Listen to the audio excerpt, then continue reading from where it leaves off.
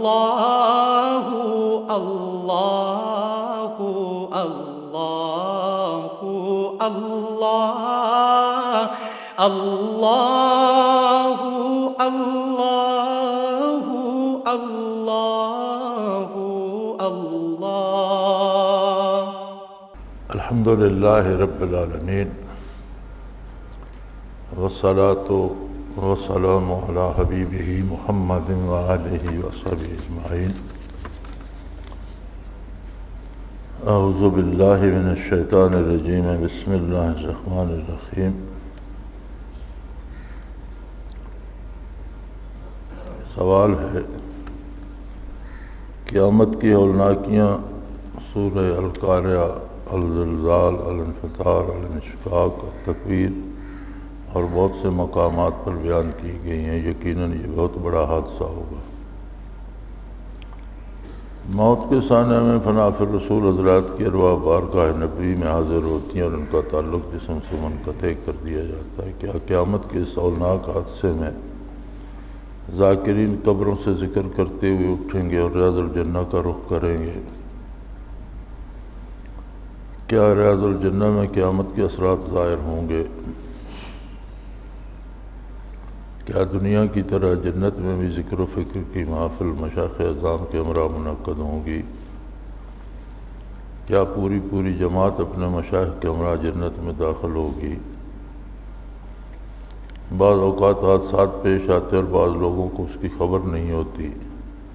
روز محشر ذاکرین سال میں بھی ہوں گے کہ نہیں اس حادثہ کی خبر نہ ہو۔ شہدائے کرام کے بارے حدیث شریف میں ہے کہ وہ حساب کتاب سے پہلے جنت کا دروازہ جا کھٹکھٹائیں گے، اللہ تعالیٰ کے اذن سے جنت میں داخل ہوں گے۔ کیا ذاکرین بھی بغیر حساب جنت میں جائیں گے؟ وضاحت فرمائیں۔ یہ سارا سوال دراصل ایک ہی ہے، مختلف جملے مختلف انداز میں کہے گئے ہیں۔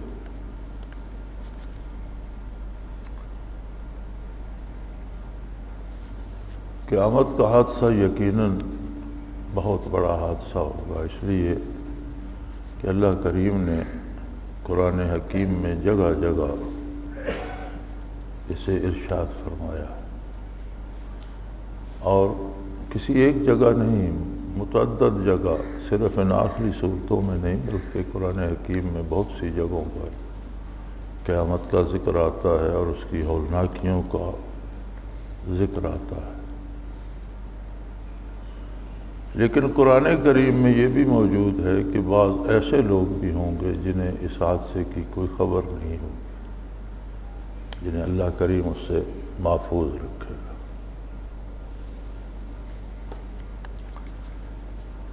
یہ سوال کہ موت کے سانحے میں فنا فی الرسول حضرات کی ارواح بارگاہ نبوی میں حاضر ہوتی ہیں اور ان کا تعلق جسم سے منقطع کر دیا جاتا ہے، یہ بات درست ہے، لیکن سب پہ صادق نہیں آتی۔ اس کے لیے اللہ کریم کی پسند ہے، اور غالباً اس میں یہ بات ضرور ہوگی کہ اس محاکمے میں کتنی گہرائی اور کتنی گہرائی ہے،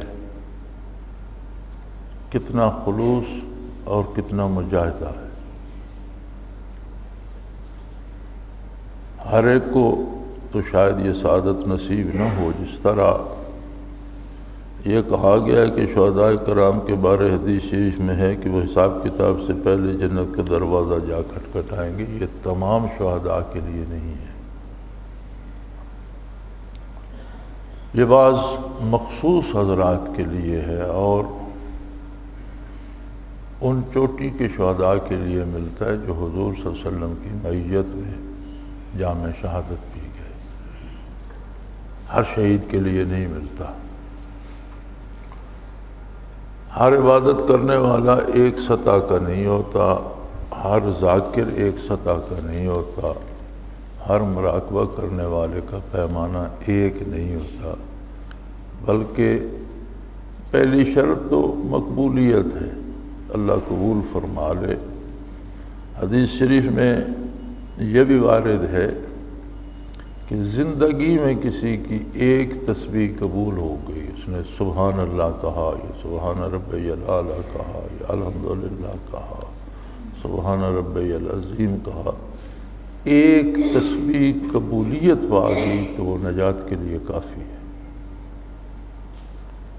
لیکن شرط تو قبولیت ہے، اور قبولیت اللہ کے پاس ہے، ہمارے پاس اس کی رسید نہیں ہوتی۔ جو گناہ ہم کرتے ہیں وہ واضح ہے، ہمیں پتہ ہے کہ یہ غلط ہے اور ہم نے غلط کیا ہے۔ جو نیکی ہم کرتے ہیں اس کی قبولیت کی سند ہمارے پاس نہیں ہوتی، وہ اللہ کریم کے پاس ہے۔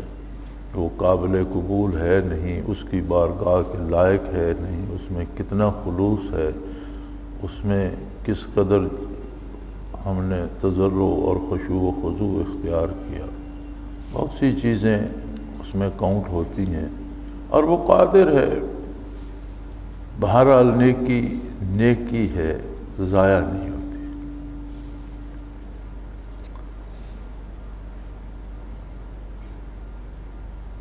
ایک یہ بات کہ ریاض الجنہ میں قیامت کے اثرات ظاہر ہوں گے، تو ریاض الجنہ جنت کا حصہ ہے۔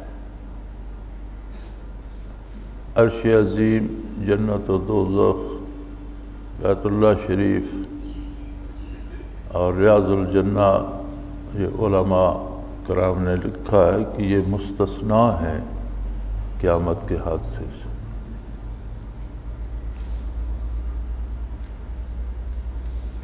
جہاں تک ذاکرین کی نجات کا تعلق ہے تو حدیث شریف میں وارد ہے، حضور صلی اللہ علیہ وسلم نے فرمایا کہ اللہ نے کچھ فرشتے ایسے مقرر فرمائے ہیں جو دنیا میں صرف ذکر کی تلاش میں پھرتے رہتے ہیں،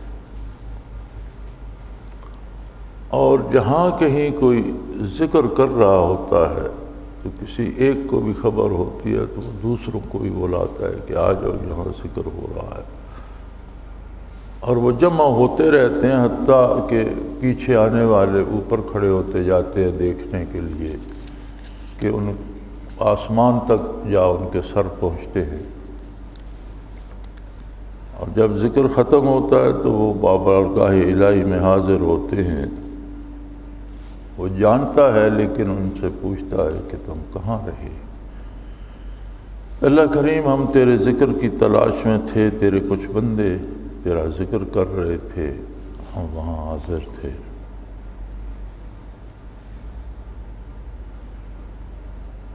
تو ارشاد ہوتا ہے کیا انہوں نے مجھے دیکھا؟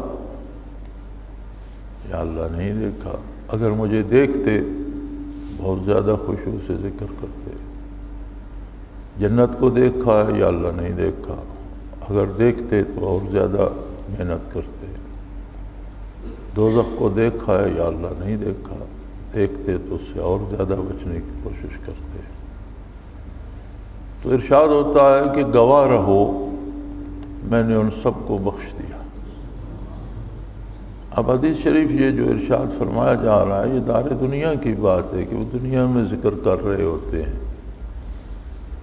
تو وہ عرض کرتے ہیں بار الہ کچھ لوگ تو وہاں واقعی ذکر کی غرض سے جمع ہوئے تھے، کچھ ایسے بھی تھے جنہیں کسی سے کام تھا یا کسی وجہ سے وہاں آ گئے، تو وہ ذکر ہو رہا تھا تو مجبوراً انہیں انتظار کرنا پڑا اور وہاں بیٹھ گئے۔ تو کیا وہ بھی بخشے گئے؟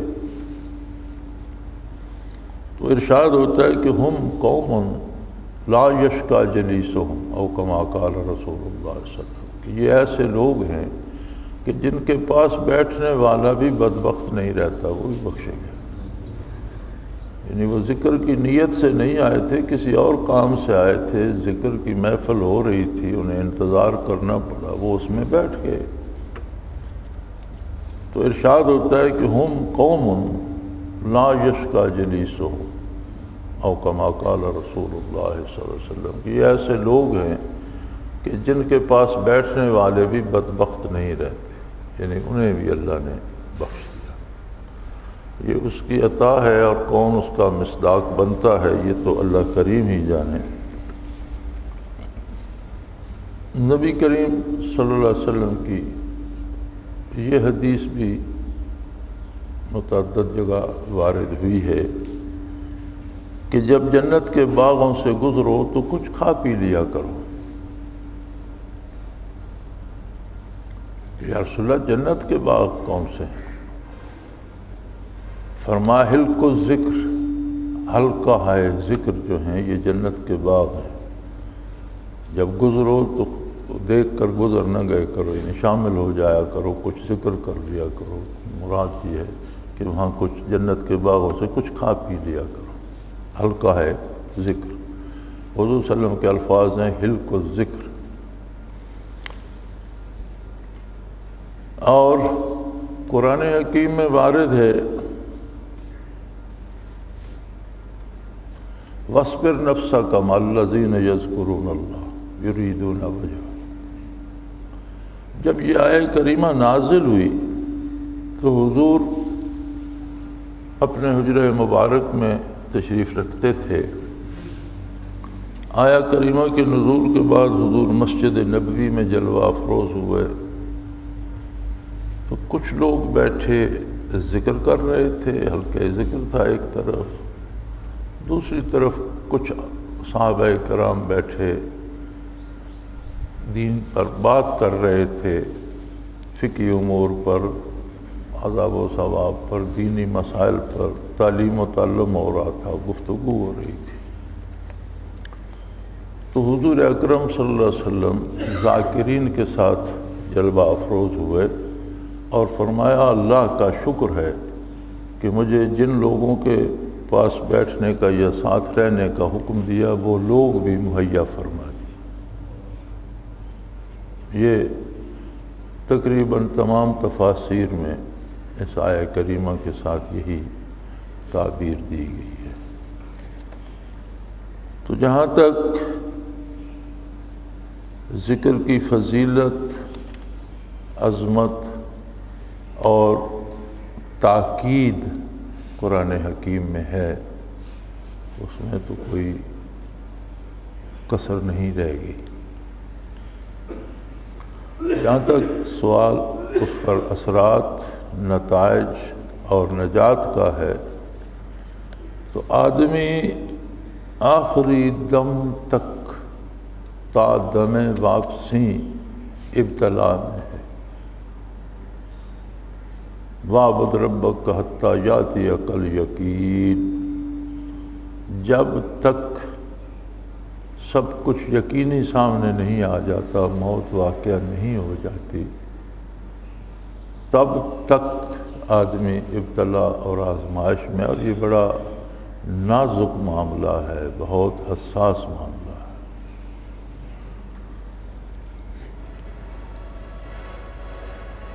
اللہ کی مرضی کہ وہ کسی معمولی سی لغزش پہ گرفت کر لے، اور اس کی مرضی ہو بڑی بڑی خطائیں معاف کر دے. وہ بے نیاز ہے، محتاج نہیں ہے، کسی سے اسے غرض نہیں ہے.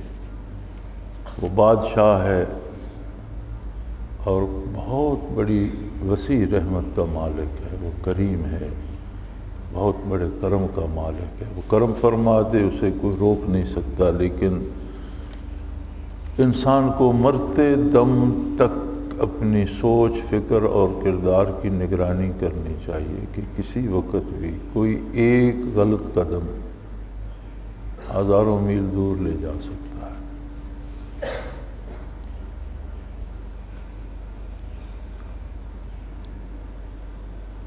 حضرت رحمۃ اللہ تعالیٰ علیہ کو ایک مسئلے کے متعلق مطالعہ کرنا تھا، اس کی تفاصیل جاننا تھی.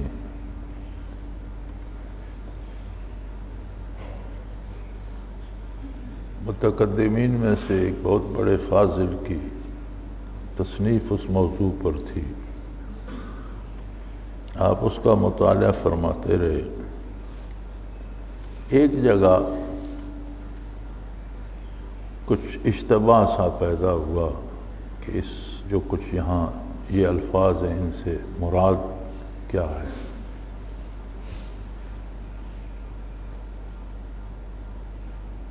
تو حضرت رحمۃ اللہ علیہ نے ایک بزرگ ساتھی سے فرمایا جن کے مشاہدات بہت اچھے تھے کہ بھئی آؤ یار ان حضرت سے خود تفصیل پوچھ لیں، یہاں مجھے کچھ کھٹکا سا ہوتا ہے کہ اس جملے سے کیا مراد ہے۔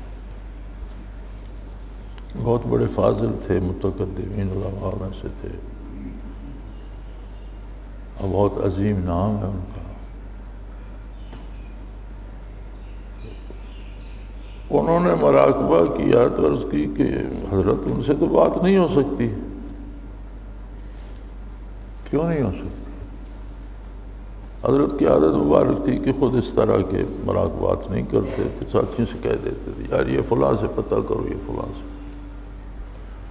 کہ حضرت بڑا شدید عذاب ہو رہا ہے۔ حضرت بڑے حیران ہوئے، انہوں نے کہا یہ کیسے ہو سکتا ہے؟ عجیب بات کر رہے ہیں، آپ کو غلطی لگ رہی ہوگی، لیکن جب خود توجہ فرمائی تو فرمانے لگے بات تو تمہاری درست ہے۔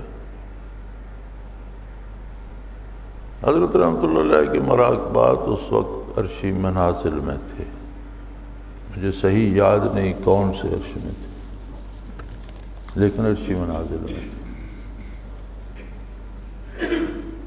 تو فرمایا اس پہ القاء کریں کہ اللہ کرے اس کا عذاب ختم ہو جائے۔ اور اس کی حضرت ہتھکڑیاں بیڑیاں لگی ہوئی ہیں، فرشتے مار رہے ہیں۔ اور فرمایا القاء تو کریں۔ حضرت نے بھی کیا، ساتھیوں نے بھی، لیکن کوئی فرق نہ پڑا۔ تو حضرت نے فرمایا چلو بارگاہ نبوی میں عرض کرتے ہیں۔ حضرت نے بارگاہ نبوی میں عرض کی۔ آپ فرماتے تھے کہ حضور اکرم صلی اللہ علیہ وسلم نے میری عرض کرنے پر ادھر ایک دفعہ رخ مبارک پھیر کر دیکھا۔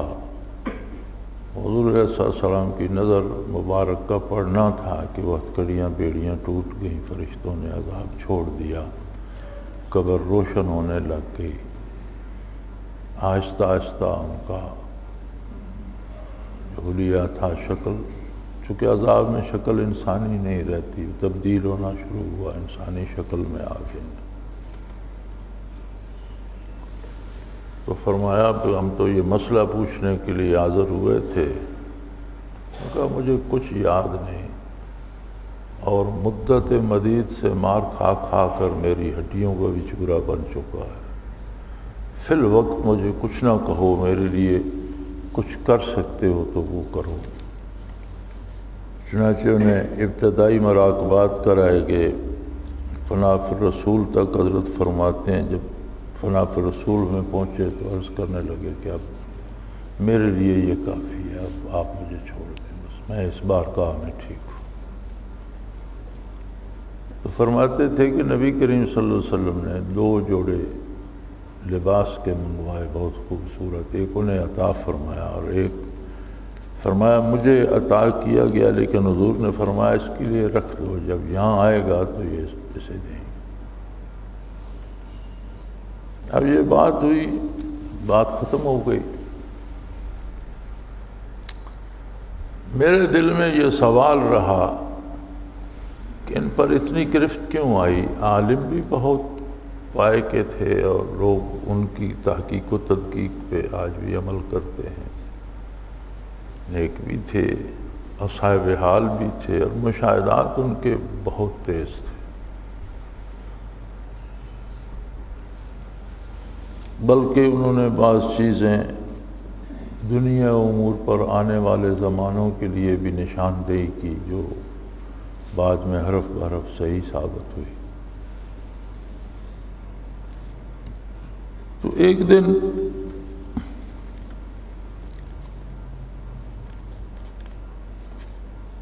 واپسی پہ ہم حضرت کے ساتھ واپس جا رہے تھے کسی دورے سے، تو حضرت رحمۃ اللہ چھوٹے چھوٹے قدم اٹھاتے تھے اور بہت تیز چلتے تھے،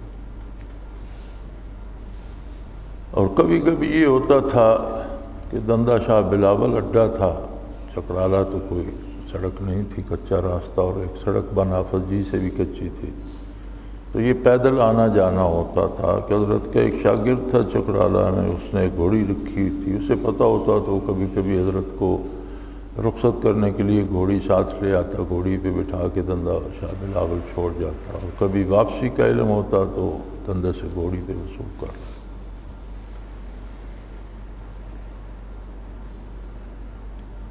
تو وہ گھوڑی لایا ہوا تھا، حضرت اس گھوڑی پہ سوار ہو گئے، ہم ساتھ تھے، 5-6 ساتھی تھے۔ جب آگے وہ کھلی جگہ پہ نکلے تو باقی ساتھی کچھ تھوڑا سا پیچھے رہ گئے اور میں ساتھ تھا، تو مجھے موقع مل گیا تو میں نے وہ جو خلش تھی دل میں کہ ہوا کیا، کیوں اتنی گرفت ان پر آئی، تو میں نے وہ سوال پیش کیا کہ حضرت وہ جو واقعہ تھا تو اس میں ان بزرگوں سے ہوا کیا تھا؟ تو حضرت مسکرائے اور فرمایا کہ انہیں اللہ نے بہت واضح اور تیز مشاہدات دیے، وہ ایک حد تک اپنے مشاہدات پہ اعتماد کرنے لگ گئے تھے جو اللہ کو پسند نہیں تھا۔ فرماتے تھے مجھے بھی حیرت ہوئی تھی، یہ میں نے بھی ان سے پوچھا تھا، تو انہوں نے فرمایا کہ جب موت کا وقت آیا تو میرے سامنے ایک واضح سڑک نما راستہ بن گیا، راستہ دین تھا، قرآن و حدیث کا تھا، مجھے اس پہ جانا تھا، کہ اچانک میں نے دیکھا کہ ایک بہت خوبصورت راستہ اس کے ساتھ ایک اور بن گیا، تو میں نے سوچا یار یہ بڑا خوبصورت ہے، اس پہ چلتا ہوں۔ میں نے قدم پاؤں اٹھایا رکھنے کے لیے، رکھا نہیں کہ مجھے فوراً خیال آیا کہ یہ کہیں شیطان نے نہ بنا دی، میں نے پاؤں واپس رکھ لیے۔ اس پاؤں اٹھانے میں سارے منازل سلب ہو گئے، صرف ایمان بچ گیا جس کی وجہ سے آج نجات ہو گئی ہے، ورنہ ساری عمر کی یہ باتیں، سارے مراقبات، سارے اذکار اس پاؤں اٹھانے میں سلب ہو گئے اور میں آج تک عذاب بھگتتا رہا۔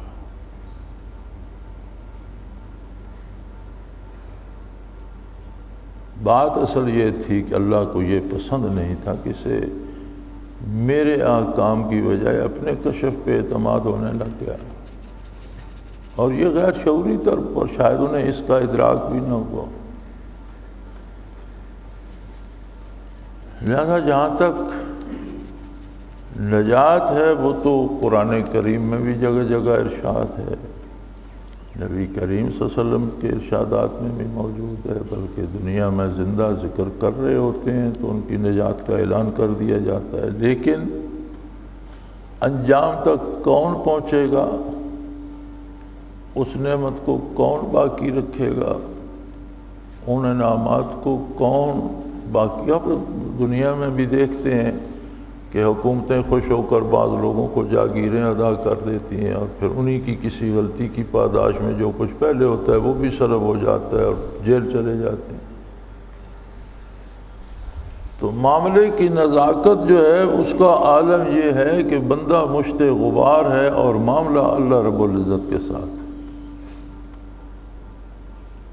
اور اس مشت غبار کے پیچھے ابلیس لعین اور اس کی بے شمار فوج اور لشکر بھی پڑا ہوا ہے، اور اس کا اپنا نفس بھی دنیاوی لذات کا بہت طالب ہے، تو ایک کمزور سی مخلوق ہے اور اس کے اتنے دشمن ہیں، ماحول، معاشرہ، رویے، دنیا کے اعتراضات، دنیا کے دباؤ، دوسری طرف کے لالچ، بے شمار آزمائشیں ہیں۔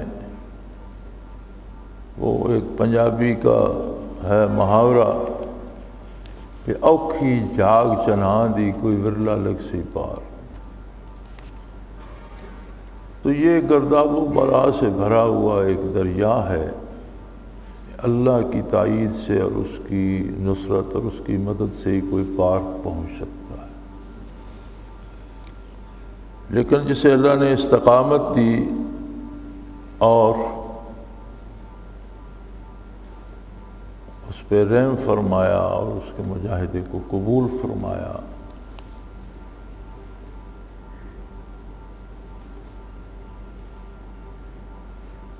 اصل معاملہ بڑا نازک ہے، آدمی محسوس بھی نہیں کرتا، اسے پتہ بھی نہیں چلتا، اور اس کی میں درمیان میں آ جاتی ہے کہ میں نیک ہوں، میں پارسا ہوں، میں نے یہ کر دیا، میری دعا سے وہ ہو گیا، میں نے اس کو پھونک ماری، یہ ہو گیا۔ جب میں آتی ہے تو پھر بڑی مشکل بن جاتی ہے، اور پھر عجیب عجیب حربے ہیں شیطان کے، بے شمار لوگوں کو اس بات پہ لگا دے گا کہ وہ آپ کی تعریف کرتے رہیں اور آپ کو بڑا پارسا اور نیک بتاتے رہیں، اور وہ آپ کے ہاتھ پاؤں چومتے رہیں اور آپ کو غلط فہمی میں مبتلا کر، طرح طرح کی، کسی کو آپ کو گالیاں دینے پہ اور مقدمے کرنے پہ، پریشان کرنے پہ لگا دے گا، کوئی پریشان کرتا رہے گا، دوسرا آپ میں خدائی اوصاف ماننے پہ شروع ہو جائے گا۔ یہ اتنا آسان نہیں ہے،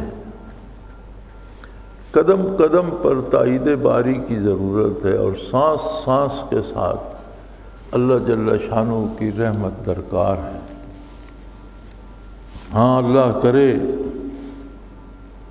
بندے کو نصیب ہو وہ صحیح رہے، اللہ پہ بھروسہ رکھے، اللہ کی طلب میں رہے، اور اپنی کوشش پوری کرے اتباع سنت کی، اور اس کے ساتھ ذکر بھی نصیب ہو تو نور علی نور ہے، اور بہت زیادہ، سب سے زیادہ امیدیں اسی سے وابستہ کی جا سکتی ہیں۔ وآخر دعوانا الحمدللہ رب العالمین۔ الحمدللہ رب العالمین والصلاة والسلام علی اللہم ربنا لا تقتلنا بغضبک ولا تہلکنا بعذابک واعف عنا قبل ذلک۔ اللہم ربنا لا تسلط علینا من لا يرحمنا، انت ولینا فی سفرنا وحضرنا فی مالنا واہلنا، انت ولینا فی الدنیا والآخرہ، توفنا مسلمین والحقنا بالصالحین۔ اللہم انصر الاسلام والمسلمین، اللہم اللہم ربنا وفقنا لما تحب وترضى واجعل آخرتنا خیر من الأولى۔ اللہم ربنا سهل لنا امورنا كلها في ديننا ودنيانا، رب يسر رب يسر رب يسر ولا تؤثر وتمم بالخير۔ اللہم انزل علينا من السماء ماء مباركا نافعا غير ضار، نافعا غير ضار، نافعا غير ضار، والذي ينزل الغيث من بعد ما قنط وينشر رحمته وهو الولي الحميد، وهو الولي الحميد، وهو الولي الحميد۔ وصلى الله تعالى على حبيبه محمد وآله وصحبه برحمتك يا اللہ اللہ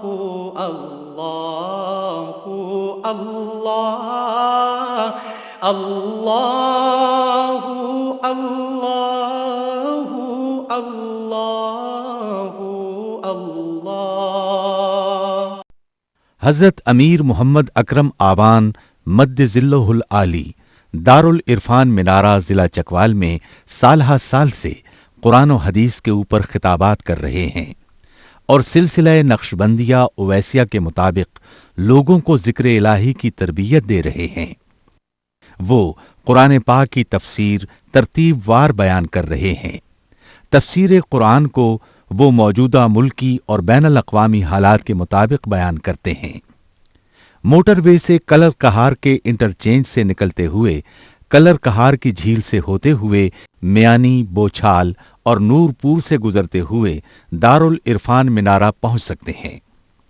حضرت امیر محمد اکرم آوان نے بچیوں اور بچوں کی دینی اور دنیاوی تعلیم کے لیے سقارہ اکیڈمی کے نام سے ایک درسگاہ بھی قائم کی ہے، جس کا افتتاح ملک پاکستان کے صدر جنرل محمد ضیاء الحق نے اپنے دست مبارک سے کیا تھا۔